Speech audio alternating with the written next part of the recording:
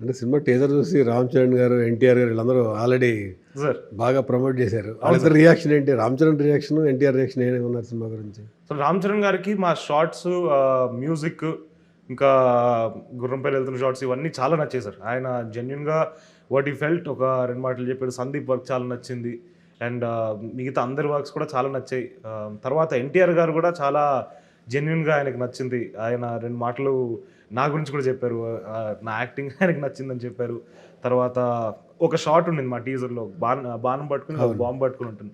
ఆయనకు అది చాలా నచ్చిందని ఆయన చెప్పడం నాకు చాలా ఆనందం వేసింది. ఎందుకంటే ఆ పొజిషన్లో ఉన్నోళ్ళు ఒక మాట మన గురించి చెప్తే దాని వాల్యూ వేరేలాగా ఉంటుంది. అది వాళ్ళు మా పట్ల ఉన్న ప్రేమ ఇంకా సినిమా నచ్చడం వల్ల ఇలా చెప్పడం వల్ల చాలా చాలా హ్యాపీగా అనిపించింది. అది I will always be grateful to Ram Charan గారు అండ్ ఎన్టీఆర్ గారు.